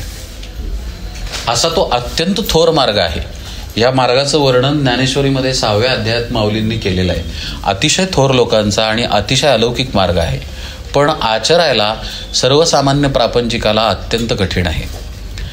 कारण त्या मार्गाची सुरुवात होते नाडीशुद्धीनं आणि नाडी शुद्ध करण्यासाठी आहार, आचार, विचार हे सगळे अत्यंत काटेकोर पाळावे लागतात. आता जिथं आत्ताचं जग असं आहे, जेव्हा नोकरीच्या काही मर्यादा ठरलेल्या नाहीत, खाण्याच्या काही मर्यादा, वेळा ठरलेल्या नाहीत, अशा काळामध्ये मनुष्य ही पावित्रता सांभाळणार कशी? त्यामुळं नाडी शुद्धीच मुळात होऊ शकत नाही, तर कुंडलिनीचं उद्दीपन फार लांब राहतं. शक्तिपात मिळाला तरीसुद्धा हे आचार खूप सांभाळावे लागतात. आणि ज्याचा भक्तियोग आहे किंवा ज्याचा नामयोग आहे किंवा सोहम साधना आहे किंवा ध्यान, कुठलाही जरी पंथ असला तरी आचार हा सांभाळावाच लागतो. पण जेव्हा नाडीशुद्धी हा विषय येतो त्यावेळी तो आचार आणखी काटेकोर सांभाळावा लागतो. म्हणजे खाण्याच्या मर्यादा इतक्या कमी होतात की अगदी हाताच्या बोटांवर मोजण्या एवढे पदार्थ राहतात. ती नाडीशुद्धी झाली की कुंडलिनी हळूहळू वरती सरकायला लागते. मूलाधार, स्वाधिष्ठान, मणिपूर, अनाहत चक्र, मग विशुद्ध चक्र, मग आज्ञा चक्र, मग सहस्रार चक्र, अशी ती सरकत सरकत सरकत वरती जाते. ती त्रास जास्त देते साधकाला, ती अनाहत चक्रापाशी देते. कारण तिथं तिचं रूपांतर वायूमध्ये होतं आणि एकदा वायूमध्ये ती रूपांतरित झाली की ती फार वेगानं वरती सरकायला लागते. अनाहत चक्रापाशी येता येतात साधकाची हाडं झालेली असतात अक्षरशः, इतका त्रास त्याचं शरीर उपभोगतं. तिथून पुढे तिनं वायूचं रूप जर धारण केलं तर तो तिचा जो वेग आहे तो वेग सांभाळण्यासाठी सद्गुरूंची शक्तीही लागते, साधकाची शक्ती सुद्धा लागते, त्याचे प्रयत्न लागतात. अशा वेळेला अनाहतमध्ये जेव्हा हृदय चक्र किंवा अनाहत चक्र, त्यावेळेला कधी कधी असं होतं का की आपल्याला खूप घाम येणं आणि नाही, मी तुम्हाला सांगतोय की आपल्याला खूप घाम येणं किंवा आपलं अंग थरथर थरथर कापणं, ह्या सर्व गोष्टी आपल्या नाड्यांमध्ये ज्या अशुद्धी असतात त्यामुळं घडतात. ज्याच्याकडे शुद्धता आहे त्याला कोणतीही क्रिया होत नाही. लक्ष देऊन ऐका बरं का. असा समज आहे साधकांमध्ये की अंग कापायला लागलं किंवा घाम सुटला तर साधनेमध्ये हा व्यक्ती प्रगत आहे. ती प्रगत असल्याची खूण नसून ती नाडीमध्ये अशुद्धता असल्याची खूण आहे. आणि अशुद्धता नाडीत असूनही नाडीमध्ये कुंडलिनीचा प्रवेश झालेला आहे म्हणून अंग कापायला लागतं. म्हणजे तिथे शुद्धीची गरज आहे. जसं ऑइलिंग नसेल तरी पण जर चाकं फिरायला लागली तर खरखर करणार ती चाकं, म्हणजे अशुद्धता आहे तिथे. म्हणून आधी शुद्ध होणं आणि नाड्यांनी आणि मग नाडी शुद्ध होऊन कुंडलिनी वर जाणं असा प्रवास व्हायला लागतो. आता अनाहतामध्ये तिनं वायुरूप धारण केलं तर ती वायुरूप घेऊन कंठामध्ये जाते आणि तसंच ती पुढं आज्ञाचक्रापाशी जाते आणि मग तसंच तो वायू चिदाकाशामध्ये शिरतो आणि मग ब्रह्मरंध्र भेद करून ती सहस्रदळ स्थानामध्ये जिथं आत्मस्वरूप आहे ते आत्मस्वरूप ज्योतिरूपानं असतं किंवा त्याला उपनिषदांमध्ये स्पंद म्हणतात. त्या स्पंद रूपानं ते आत्मस्वरूप सहस्रदळ स्थानामध्ये आहे. त्या आत्मस्वरूपाला जाऊन ती मिठी मारते. मिठी मारते म्हणजे जीवभावाबरोबर ती आलेली असते तिथंपर्यंत, तर ती जाऊन त्याला तिचं आणि त्या आत्मस्वरूपाचं मिलन होतं. हे ब्रह्मरंध्र भेदन करणं जे आहे ही अवस्था पण अत्यंत उच्च पातळीवरची अवस्था आहे. आणि हा ब्रह्मरंध्राचा भेद झाला की साधकाचे कोणतेही देहधर्म शिल्लक राहत नाही. तो सगळ्या देहधर्मांच्या पलीकडे जातो. म्हणजे त्याला देहाची जाणीव राहत नाही, काळाची वेळेची जाणीव राहत नाही. लघवी म्हणा, संडास म्हणा, अन्न सेवन करणं म्हणा, पाणी म्हणा, तहान म्हणा, हे काहीही त्याच्यापाशी राहत नाही. अशा अवस्थेमध्ये साधक जातो. हे जे ब्रह्मरंध्राचं भेदन आहे ना, हे भगवान विष्णूंच्या किंवा श्रीकृष्णांच्या हातामध्ये जे सुदर्शन चक्र आहे त्या चक्रामध्ये निर्देशित केलेलं आहे. त्या चक्रामधून तुम्ही जर नीट बघितलं तर सुदर्शन चक्रामध्ये एक पेर भगवंताचं वरती आहे, त्या पेराच्या खाली चक्र असतं आणि मग खाली बोट असतं. ते जे भोक आहे, ज्या भोकातनं पेर वरती गेलंय भगवंताचं, ते भोक म्हणजे ब्रह्मरंध्र आहे. आणि तिथून वर गेल्यानंतर तो असतो भगवान श्रीकृष्ण किंवा परमात्मा म्हणा, त्याची भेट होते. असा हा हठयोगाचा मार्ग आहे. आणखी एक हठयोगाचा अर्थ सांगतो तुम्हाला. ह याचा अर्थ पिंगळा नाडी होतो आणि ठ याचा अर्थ इडा नाडी होतो. इडा नाडीचा गुणधर्म आहे गार असणं. त्यामुळे ठ म्हणजे थंडा. जो थंडा है वो बाई तरफ आहे असं नाथपंथी म्हणतात. म्हणजे डावीकडे आपली गार नाडी आहे, इडा नाडी आहे, आणि उजवीकडे सूर्य नाडी आहे म्हणजेच पिंगळा नाडी आहे, ज्याला ह म्हणतात. याचा अर्थ इडा आणि पिंगळा या दोन नाड्यांचा वापर करून नाडीशुद्धी करणं आणि नाडीशुद्धी करून सुषुम्नेच्या मार्गानं कुंडलिनी वरती नेणं हा हठयोग आहे. आणि सुषुम्ना एकदा उघडली की साधकाचा मार्ग मोकळा झाला. ती गुप्त आहे याचा अर्थ ती प्रगट नाही आहे. ती प्रगट होते म्हणजेच या दोन नाड्या लुप्त पावल्यानंतर प्रगट होते. आणि त्या नाड्या लुप्त पावतात म्हणजे साधकाचा श्वास थांबत नाही, तर साधकाचा श्वास सूक्ष्म होतो, म्हणजे इडा आणि पिंगळा थांबतात. जेव्हा इडा आणि पिंगळा थांबतात तेव्हा सुषुम्ना उघडलेली असते असा त्याचा एक अर्थ आहे. पण ही सुषुम्ना जेव्हा मन एकाग्र होतं, पूर्णपणे शांत होतं, निर्विचार होतं आणि अमन स्थितीमध्ये जातं. नुसतं निर्विचारता नाही बरं का, किंवा नुसती शून्यावस्था नाही. शून्यावस्था सुद्धा दीर्घकाळ टिकली की हे मन अमन स्थितीमध्ये जातं. उन्मन झालेलं नाही आहे पण अमन स्थिती आलेली आहे. पूर्णतः मेलेलं नाही आहे पण अमन आहे झालेलं त्याचं. त्या स्थितीमध्ये सुद्धा सुषुम्ना उघडते. आणि ही सुषुम्ना उघडावीच लागते. तुम्ही भक्ती मार्गानं जा, नामस्मरणा मार्गानं जा, ध्यान मार्गानं जा, सोहम ध्यान करा किंवा सहज योग करा, कोणताही योग करा, कुठलाही मार्ग करा, पण ही सुषुम्ना उघडावी लागते. आणि सुषुम्ना उघडण्याची किल्ली सद्गुरूंकडे असते. सद्गुरूंशिवाय सुषुम्नेचा मार्ग उघडत नाही. म्हणून परमार्थामध्ये सद्गुरू लागतात. स्वतःच्या स्वप्रयत्नानं साधक फार तर फार आज्ञाचक्रापर्यंत जाऊ शकतो, पण आज्ञाचक्राच्या वरचा प्रवास साधकाला सुषुम्ना मार्गानं सद्गुरू कृपेनेच करता येतो. अतिशय थोर आणि अलौकिक पंथ आहे, पण या पंथाचे सद्गुरू अत्यंत दुर्मिळ आहेत. आणि हा पंथ असा आहे, धोके आहेत. म्हणजे जर धोक्याच्या वेळी जर मला मार्गदर्शन मिळालं नाही किंवा आता शक्तीनं कुठं जायचं हे जर साधकाला सांभाळता आलं नाही तर अडचण होते. साधकाला वेळसुद्धा लागू शकतं. साधकावर विपरीत परिणाम होऊन भलतंच काही होऊ शकतं. डोळे जाणं म्हणा किंवा प्रजनन शक्ती नष्ट होणं म्हणा किंवा मेंदूचेच विकार होणं म्हणा, काहीही होऊ शकतं. त्यामुळं सांभाळून करावं आणि तेव्हाच करावं जेव्हा प्रत्यक्ष अधिकारी सद्गुरूंनी ते सांगितलेलं आहे करायला, तेव्हाच करावं. कुंडलिनी योग, हठयोग याच्यावरची अनंत पुस्तकं आहेत. कोणतंही पुस्तक वाचून कोणतीही साधना करू नये. करूच नये पुस्तक वाचून ही साधना. श्वास थांबवायची, कुंभक करायची, कुठलीही साधना करू नये.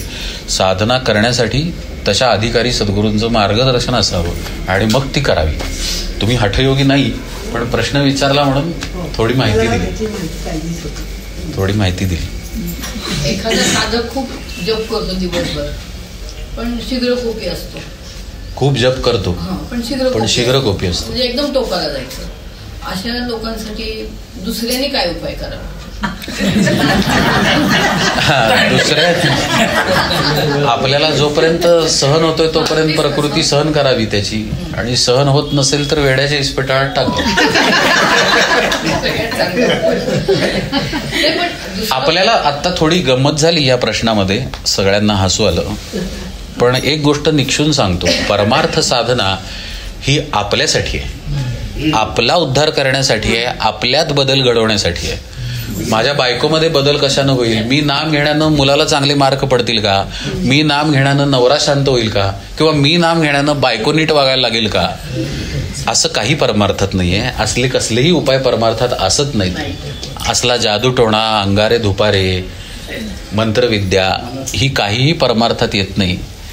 आपल्याला झालेल्या भ्रमातनं बाजूला काढायला सद्गुरू आहेत, तर त्या भ्रमातनं बाजूला निघण्याचा अभ्यास रोज करावा. महाराजांचे पाय पकडून उद्धार ठरलेला आहे. ज्याची त्यांनीच करायला पाहिजे. घोड्याला पाणवठ्यापर्यंत नेता येतं, घोट घेवता येत नाही. तुम्ही अभ्यासून पहा. तानबाळ जरी असलं, ते स्तनाला जरी लावलं तरी ते घोट त्याचाच घेतं. घोट आईला घेता येत नाही. दूध त्याच्या तोंडात टाकता येईल, पण घोट त्यानं घ्यावा लागतो. हा जीवाचा धर्म आहे. त्यामुळं हे कितीही प्रवचनं ऐकली तरी त्याचा उपयोग काही होत नाही कृतीशिवाय. नायमात्मा प्रवचनेन लभ्या, उपनिषद सांगतं. प्रवचन ऐकून, प्रवचन करून, ग्रंथ वाचून, ग्रंथांचा अभ्यास करून देव भेटत नाही. पण देव भेटण्यासाठी यातून मार्ग घेऊन त्या मार्गानं प्रवास करायला लागतो, अनुसरण करायला लागतं, तर भगवत प्राप्ती होते. एक विचारायचं आहे. देवाची द्वारी उभा क्षण घरी तेणे चारी मुक्ती साधी येल्या, याचा अर्थ काय? आपल्या या चॅनलवरती हरिपाठाची निरूपण आहेत. तुम्ही जर प्लेलिस्टमध्ये गेलात तर माऊलींच्या हरिपाठाची विस्तृत निरूपण आहेत. त्या निरूपणात क्षण सांगितलं म्हणून म्हटलं नाही, त्या निरूपणामध्ये तो क्षण कसा आहे आणि ते द्वार कुठे आहे भगवंताचं, देवाची द्वारी, हा विषय विस्तृतपणे सांगितलेला आहे. अतिशय विस्तृतपणे सांगितला आहे. तरी तुम्ही इथं प्रश्न केला आहे म्हणून तुम्हाला थोडक्यात उत्तर देतो, किंवा जे महाराज बोलवून घेतील तेवढं. देवाचं द्वार हे आपल्या भ्रूमध्य स्थानापाशी आहे आणि देव आत्मस्वरूपानी मगाशी सांगितल्याप्रमाणे आपल्या सहस्रदळ स्थानामध्ये आहे. देवाचं द्वार माऊली म्हणतात, देवळाचं द्वार म्हणत नाहीत. देवळाला दरवाजा असतो, देवाला कुठं दरवाजा असतो याचा आपण विचार करत नाही. देवाचा दरवाजा आहे असं माऊली आपल्याला सांगतायत, सुचवतायत. याचा अर्थ देव कुठेतरी आहे आणि देवाची ये जा सुरू आहे म्हणून दरवाजा आहे. दरवाजा ही वस्तू किंवा गोष्ट आपण ये जा करण्यासाठी वापरतो, म्हणजे देव ये जा करतोय असं माऊली कुठेतरी सुचवतायत. मग असा प्रश्न येतो की देव ये जा कसा करेल? देव तर निर्गुण आहे, निराकार आहे, बरोबर ना, अचिंत्य आहे, स्वसंवेद्य असं त्याचं स्वरूप आहे. तो काही करत नाही, तो अस्तित्व रूपानं स्थिर आहे. तर तो ये जा कशी करेल? तर त्याच्या सत्तेवरती निश्चित ये जा चालू आहे. तर ही ये जा आपल्या श्वासांची सुरू आहे. ह्या दरवाजातून आपले श्वास आत जातात आणि बाहेर येतात. हे ते देवाचं द्वार आहे. हा द्वाराचा बाह्य अर्थ झाला. बाह्य अर्थ सुद्धा सूक्ष्म अर्थ आहे, इतका हा बाह्य अर्थ महत्वाचा आहे. जेव्हा या मार्गाचा अभ्यास करायला लागतो साधक, म्हणजेच श्वासांचा आधार घेऊन जेव्हा नामानं आपल्या आत शिरतो, किंवा श्वासांचा आधार घेऊन जेव्हा सोहमबोधानं स्वतःच्या आत शिरतो, त्यावेळी त्याचं मन, त्याचं चित्त अत्यंत स्थिर व्हायला लागतं. लक्ष देऊन ऐकताय ना? स्टेबिलायझेशन हां, एकदम त्याला अनपर्टब्ड अशी पण संज्ञा आहे. अनपर्टब्ड होतं माणसाचं चित्त आणि मन, एकदम शांत निस्तरंग होतं. त्या स्थितीमध्ये मगाशी जो विषय झाला आहे तसं सुषुम्ना नाडी उघडते. इडा नाडी आणि पिंगळा नाडी बंद होते, अत्यंत सूक्ष्म होतात आणि माणूस सुषुम्नेच्या मार्गानं केवल कुंभक स्थितीमध्ये जाऊन पोचतो. ही केवल कुंभक स्थिती आपोआप आलेली असते. मन आणि चित्त शांत झाल्यामुळं ती स्थिती आलेली असते. त्या स्थितीमध्ये माणूस खरं पाहता आता देवाच्या द्वारामध्ये उभा आहे. म्हणजे तो मार्ग झाला श्वासांचा, ती स्थिती झाली केवळ कुंभकाची, जिथं मन आणि चित्त अत्यंत निस्तरंग आहे. कोणताही विचार नाही आहे, कोणतीही वृत्ती नाही आहे, चित्तामध्ये कोणताही भाव नाही आहे. अत्यंत शांत स्थितीमध्ये साधक तिथं थांबलेला आहे. हा एक प्रकारचा उंबरा आहे. दरवाजाचा आणखी एक वैशिष्ट्यपूर्ण गुण म्हणजे दरवाजात उंबरा असतो आणि उंबऱ्यावरती आपण उभे राहिलो तर आपण घरातही असत नाही आणि बाहेरही असत नाही, असं आपलं दारात होतं. लक्ष देऊन ऐकताय ना? म्हणजे देवाच्या द्वारामध्ये काय आहे, देव पण दिसतो आणि बाहेरची पण ओढ आहे. त्यामुळे मी आहे हे मीचं भानही दरवाजात असतं, पण आत्मा आहे, मी आत्मस्वरूप आहे, मी नाही याचं भानही दरवाजात असतं. ही स्थिती जी आहे, म्हणजे इकडे प्रपंच आहे आणि तिकडे परमात्मा आहे, या उंबऱ्यावरती साधक असतो, ते देवाचं द्वार आहे. माऊली हरिपाठामध्ये असं सांगतात की या दरवाजामध्ये तुम्ही क्षणभर थांबला की तुम्हाला चारी मुक्ती प्राप्त होतात. इथे क्षण हा अर्थ आयुष्य या दृष्टीनं वापरलेला आहे. कारण शंकराचार्य म्हणतात तसं आयुष्यण जानाती तस्मात जागरई जागरई, तस्मात जागरई जागरई म्हणून श्लोक आहेत शंकराचार्यांचे. त्याच्यात शंकराचार्य म्हणतात की आयुष्य कसं आहे, क्षणभंगूर आहे. म्हणजे आयुष्य हे क्षणच आहे. आयुष्य म्हणजे मोठं काहीतरी आहे असं नाही आहे, एक क्षण आहे. कारण 70तल्या माणसाला जरी विचारलं काय हो तुमचं लग्न तुम्हाला आठवतं का, काल झालंय असं आठवतं माणसाला. 40तल्या माणसाला काल मी कॉलेजमध्ये होतो असं वाटतं. याचंच कारण असं की आपण आयुष्य अत्यंत क्षणभंगुरतेनं जगत असतो. तो क्षण म्हणजे आयुष्यच आहे. माऊली सांगतायत की इथे प्रदीर्घ काळ थांबावं देवाच्या द्वारामध्ये, तर चार मुक्ती प्राप्त होतात. सलोकता, समीपता, स्वरूपता आणि सायुज्यता. एकदा तो उंबऱ्याच्या आत गेला की भगवंताच्या जवळ जातो आणि मग एकदा तदाकार झाला की सायुज्यता प्राप्त होते. असं ते देवाच्या दरवाजात उभं राहणं आहे. हा दरवाजा आपल्या आतच आहे. या दरवाजाचं प्रतिकात्मक स्थान आपलं भ्रूमध्यस्थान आहे. म्हणून तिथे बायका कुंकू लावतात, वारकरी बुक्का लावतात किंवा साधक गंध लावतात, त्रिपुंड्र लावतात. त्रिपुंड्रामध्ये सुद्धा 3 रेषा असतात. त्या 3 रेषा इडा पिंगला सुषुम्नेला निर्देशित करतात. त्रिपुंड्र असं निर्देशित करतं की या 3 रेषांचा अंत एका बिंदूत होतोय, तर इडा आणि पिंगळा लोप पाहून सुषुम्नेच्या मार्गानं तुम्ही बिंदूत शिरा. बिंदूत शिरा ह्याचाच अर्थ त्या मार्गानं चिदाकाशामध्ये जाऊन नंतर ब्रह्मरंध्राचं भेदन करा. म्हणजे दरवाजातून जावं लागणारच, त्या निर्वृत्तिक दरवाजातून, त्या उंबऱ्यातून, की ज्या उंबऱ्यामध्ये आपल्याला मीची जाणीव आहे पण भगवंताची पण जाणीव आहे. आतला देव पण दिसतोय, बाहेरचा प्रपंच पण दिसतोय. माझ्या मीची जाणीव आहे की मला हा अनुभव येतोय आणि अनुभव पण आहे की मी आत्मा आहे. अशी ती स्थिती आहे. त्या स्थितीलाच उंबरा म्हटलेला आहे, त्या स्थितीलाच द्वार म्हटलेलं आहे देवाचं. आणि तिथे साधक राहिला की त्याला चारी मुक्ती प्राप्त होतात. असा अलौकिक बोध माऊलींच्या पहिल्याच अभंगात आहे हरिपाठाच्या. इतका हरिपाठ सखोल आहे. झालं, आपण आता इथं थांबूया. हां, जानकी जीवन स्मरण जय जय राम, पार्वती पते हर हर महादेव, पुंडलीक वरदा श्री अनंत कोटी ब्रह्मांड नायक राजाधिराज सच्चिदानंद सद्गुरु श्री ब्रह्मचैतन्य महाराज की, श्री ब्रह्मानंद महाराज, सब संतन की जय. जय जय रघुवीर समर्थ.